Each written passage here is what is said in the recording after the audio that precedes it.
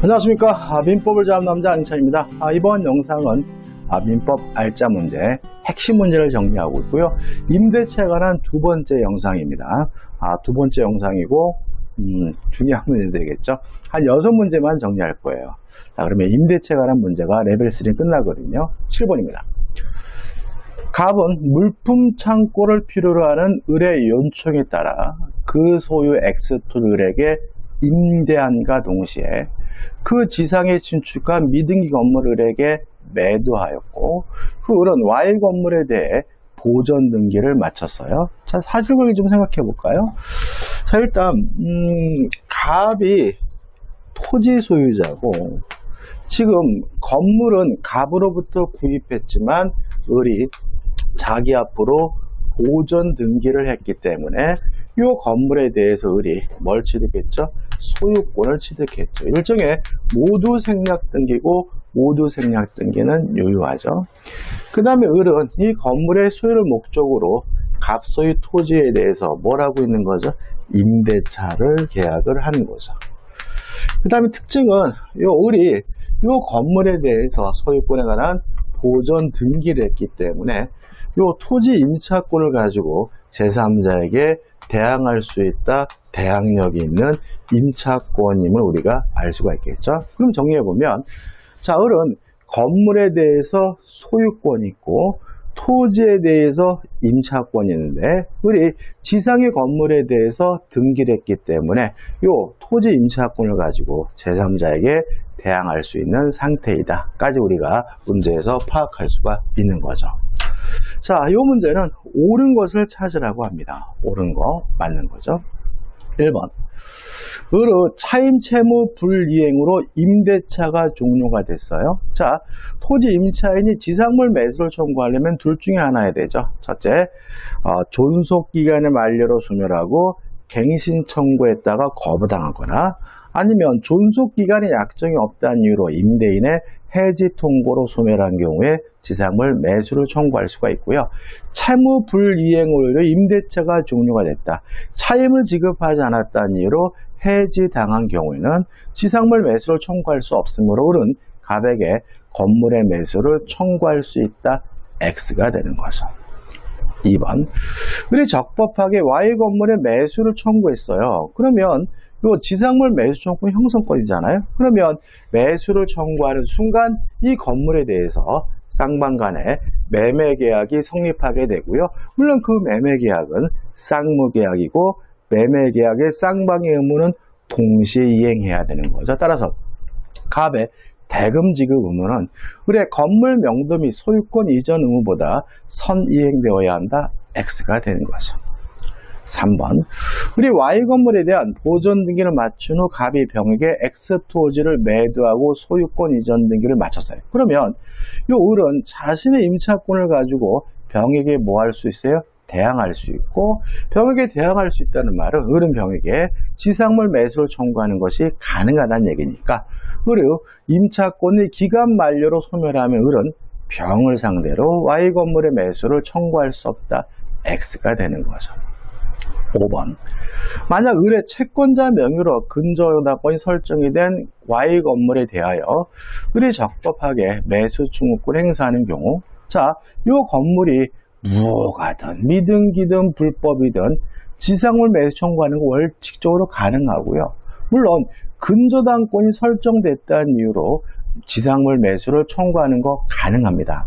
다만 이런 매수 청구에 대해서 그 위험의 한도에서 대금 지급은 거절할 수가 있겠죠. 따라서 갑은 근저당권이 말소되지 않았음을 이유로 채권 최고액 상당의 대금의 지급을 거절할 수 없다가 아니라 있다겠죠. 따라서 4번도 X가 되겠죠. 5번. 만약 Y 건물이 미등기 상태에 있더라도 임대차 기간이 만료되어 을이 적법하게 매수 청구를 행사하는 경우 Y 건물은 그 매수 청구의 대상이 될 수 있다. 맞죠? 왜요? 무허가 건물이든 미등기 건물이든 무엇은 인정이 됩니까? 지상물 매수 청구권이 인정이 되잖아요. 따라서 지상물 매수 청구권이 인정이 되니까 5번이 맞고 5번이 뭐가 되는 거죠? 답이 되는 거죠. 이해되시죠, 여러분들? 어렵게 생각하지 마시기 바랍니다. 어떻게 보면 사실관계가 복잡할 뿐이지 문제 내용 자체는 어려운 건 아닙니다. 8번입니다. 갑은 자신의 X건물 을에게 임대하였고 갑은 을의 동의 없이 X건물에 대해 임차권을 병에게 양도했어요. 그러면 양도 계약 자체는 유효하지만 동의가 없었기 때문에 병은 자신의 임차권을 가지고 갑에게 대항할 수가 없고 갑은 을과 임대차 계약을 해지할 수가 있는 거죠. 아무튼 동의 없이 이루어진 전대 양도 자체는 유효합니다. 따라서 동의를 받아줄 책임이 있거든요. 1번. 을은 병에게 갑의 동의를 받아줄 의무, 책임이 있다. 맞는 질문이죠. 자, 유효하니까 책임이 발생하는 거죠. 따라서 을과 병사의 임차권 양도 계약은 유동적 무효이다. X입니다. 유동적, 확정적 따질 필요 없이 동의 없이 이루어진 임차권의 양도 전대 자체는 유효하기 때문에 동의를 받아줄 의무, 책임이 발생하는 거죠. 답은 2번이 되는 거죠. 참 알면 참 쉬운 것 같아요. 이 3번, 갑은 을에게 차임 지급을 청구할 수 있다. 맞죠? 왜냐하면 을이 병에게 임차권을 양도하더라도 양도를 가지고 갑에게 대항할 수는 없으니까 갑은 여전히 을에게 차임의 지급을 청구할 수가 있을 거고요. 5번부터 보면 만약 을이 갑의 동의를 받아 임차권을 병에게 양도하였다면 정당한 거죠. 이미 발생된 을의 연체 차임 채무는 특이하게 없는 한 병에게 이전되지 않는다. 물론 맞는 질문입니다. 이 4번은 판례인데 이게 28회 기출 문제인데 좀 지엽적인 판례이긴 하지만 시험 문제에 가끔 나와요. 자, 이런 얘기입니다. 자, 동의 없이 이루어진 임차권의 양도 전대에 대해서 임대인은 임대차 계약을 해지할 수 있어요.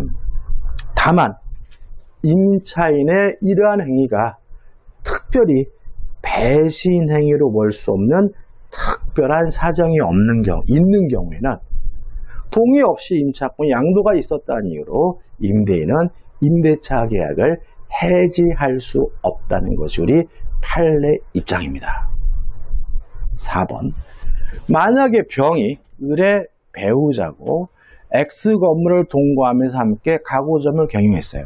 다시 말하면 이 양수인 병이 원래부터 함께 임차 목적물인 가구점을 경영하고 있었거든요. 그러면 원래부터 경영하고 있는 이 병에게 임차권을 양도하는 것은 배신 행위가 아니라고 봅니다. 따라서 임대인은 임대차 계약을 해지할 수 없다는 것이 판례 입장이므로 갑은 임대차 계약을 해지할 수 없다. 맞는 질문이 되는 거죠. 따라서 이 문제의 답은 2번이 됩니다. 9번입니다. 갑 소유 X 토지를 건물의 소유를 목적으로 한 임차인 을은 갑의 동의 없이 이를 병에게 전대하였다. 다음 설명 중 틀린 거죠. 자, 동의가 없었다 하더라도 양도 전대 계약 자체는 유효하니까 을과 병 사이의 전대차 계약은 유효하다. 맞는 질문이 되네요. 2번, 갑은 임대차 계약이 종료되지 않으면 X 토지의 불법 점유를 이유로 병에게 차임 상당의 부당이득 반환을 청구할 수 없다. 5. 맞는 질문입니다. 다시 말하면 임대차 계약이 유효한 상태라면 갑은 병에게 차임 상당의 손해배상이나 부당이득 반환을 청구할 수가 없는 거죠.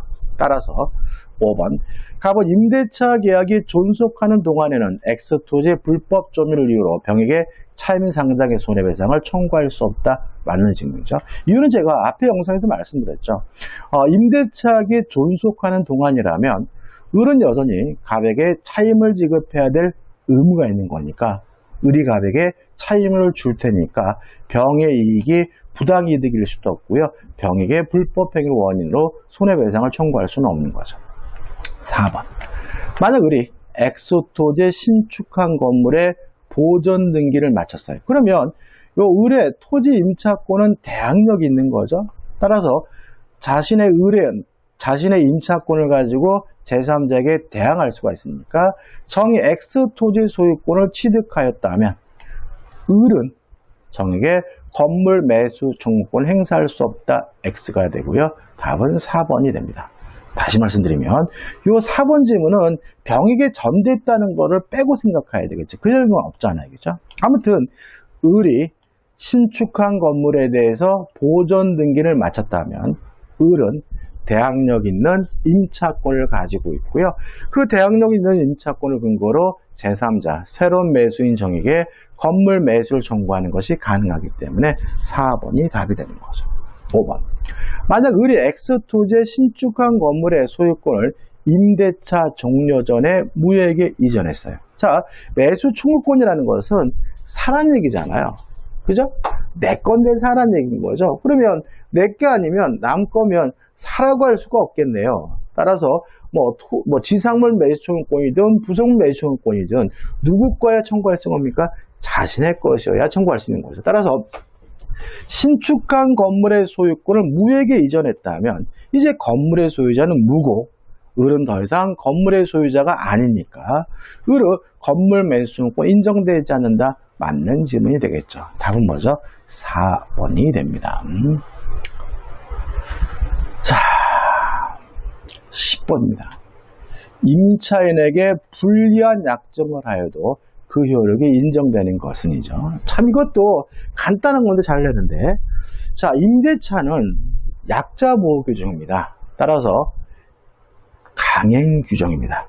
특약으로서 배제할 수 없고요. 특히 그 특약이 임차인에게 불리하다면 무효인 것이 원칙입니다. 다만 임대차에 관한 민법 규정 중에서 임의 규정인 게 있어요. 뭐죠? 비용 상환 청구권이죠. 따라서 필요비, 유익비, 비용 상환 청구권에 관한 민법 규정은 임의 규정이기 때문에 특약으로서 배제할 수가 있으므로 답은 2번 임차인의 비용 상환 청구권이 되겠죠. 나머지 것들은 다 뭐죠? 강행 규정이기 때문에 특약으로 배제할 수 없고 임차인에게 불리하면 무효가 됩니다. 11번입니다.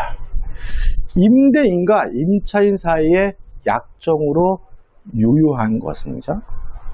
자, 임대차에 관한 민법 규정은요, 편면적 강행 규정이기 때문에 임차인에게 불리한 특약은 무효예요.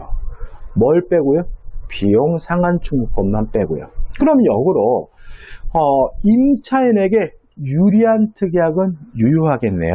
예를 들어가지고 이기분의 차임을 지급하지 않으면 임대차 계약을 해지할 수 있잖아요. 근데 만약에 이 길을 1기로 단축하면 임차인에게 불리한 특약이니까 무효가 되고요.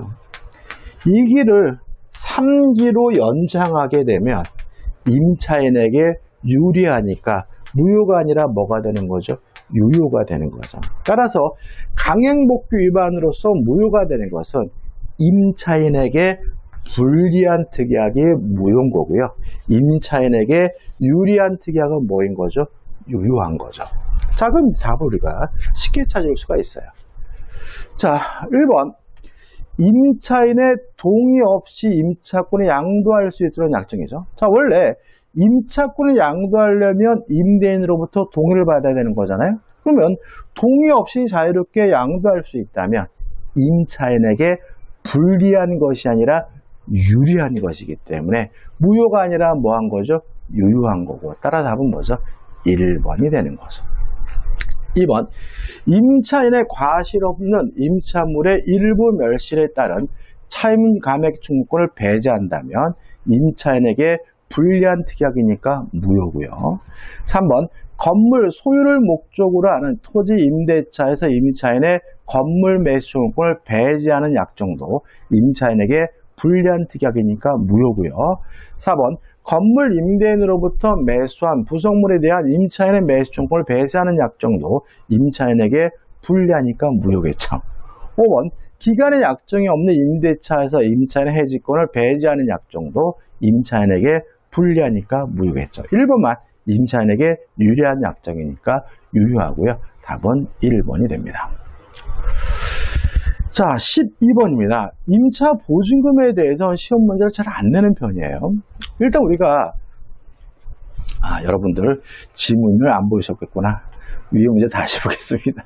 자, 다시 볼게요. 아이고. 자, 다시 한번 11번. 동의 없이 임차권을 양도할 수 있도록 하는 약정은 임차인에게 유리하니까 뭐죠? 유효하고요. 따라 답은 1번이다.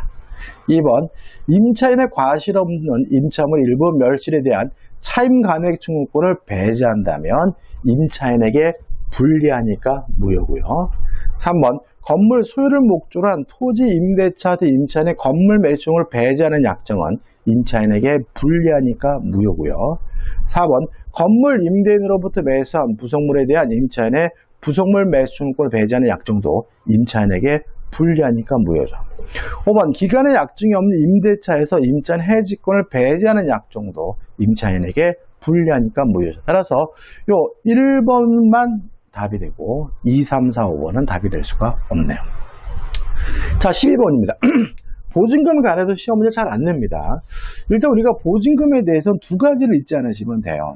첫째, 보증금에서 연체 차임 등의 임차인의 채무를 공제할지 말지는 임대인의 자유다. 따라서 임대인은 공제하지 않고 계속 연체 차임을 청구할 수도 있고 아니면 공제할 수도 있고 누구 마음인 거죠? 임대인 마음이지만 임차인은 그 연체 차임 등의 채무를 임대인 차인에게 보증금에서 까달라고 공제해달라고 요구할 수 없다는 거 하나 기억하시면 되고요. 그 다음에 임대차 계약이 종료가 되면 목적물의 반환과 보증금의 반환은 동시 이행관계가 됩니다.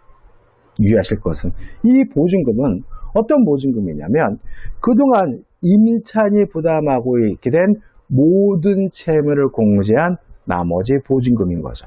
그럼 이렇게 되게 하면 되겠죠. 목적물의 반환과 임차인이 부담한 모든 채무를 공제한 나머지 보증금은 동시 이행관계다. 이 두 가지만 주의하시면 됩니다. 자, 나머지 것도 우리가 앞에서 본 거죠. 자, 1번입니다. 보증금은 목적물에 관해 생긴 채권이 아니기 때문에 유치권을 주장할 수가 없습니다. 1번, 건물 임차인은 임대인에게 지급한 보증금의 반환을 위하여 임차한 목적물에 대해 유치권을 주장할 수 없다. 5 맞는 질문이죠. 2번, 임차인의 참여 연체를 이유로 임대차 계약이 해지가 됐어요. 자, 누가요? 임차인이 잘못한 거죠. 임대인이 임차 목적물 인도와 연체 차임의 지급을 구하는 소송을 제기한 경우 그 소송 비용 청구할 수가 있습니다. 이 소송 비용은 임차인의 채무고 임차인이 부담한 채무는 보증금에서 당연히 뭐 할 수 있습니까? 공제할 수가 있으니까 그 소송 비용은 특별한 합의가 없는 한 보증금이 당연히 공제될 수 없다. X가 되는 거죠. 답은 뭐죠? 2번입니다. 3번, 임대차 계약 계속되는 동안에 계약 중인 거죠. 임차인 차임 지급을 연체했으면 깔지 말지 누구 마음이에요? 임대인 마음인 거니까 따라서 그 연체 차임은 임대인의 별도의 의사표시 없이 보증금이 당연히 공제되는 것은 아닙니다. 공제하겠다고 의사표시를 해야 공제가 되는 거니까 3번은 맞는 질문이죠. 4번, 보증금 반환 청구권에 대한 전부 명령이 있은 후 임대인의 임차인에 대한 연체 차임 채권이 발생하였다면 그 전부 명령은 임차 목적물을 반환할 때까지 임대인의 임차인에 대한 그 채권을 보증금에 공제한 잔액에 대해서는 효력을 가진다. 기본적으로 맞는 질문인데 이렇게까지 내지 않으니까 신경 쓰지 마시기 바라고요. 5번, 임대차 보증금 지급된 임대차 계약에서 참 채권에 관하여 추심 명령이 송달된 경우 당해 임대차 계약이 종료되어 목적물을 반환할 때에는 그때까지 추심되지 않은 잔점 차임 채권의 상당액도 임차 보증금에서 공제가 되겠죠. 왜? 빼고 돌려주면 되겠죠. 따라서 답은 뭐죠? 2번이 되는 거죠. 자, 2번 그죠? 자, 이번 영상은 여기까지입니다. 여기까지고 이제 대망의 민법이 다 끝났고 이제 다음 영상부터 민사특별법에 관한 핵심 문제, 알짜 문제 레벨 3를 풀어보도록 할 거고요. 자, 이 영상이 도움이 되셨다면 구독, 좋아요 부탁드리겠습니다. 고맙습니다.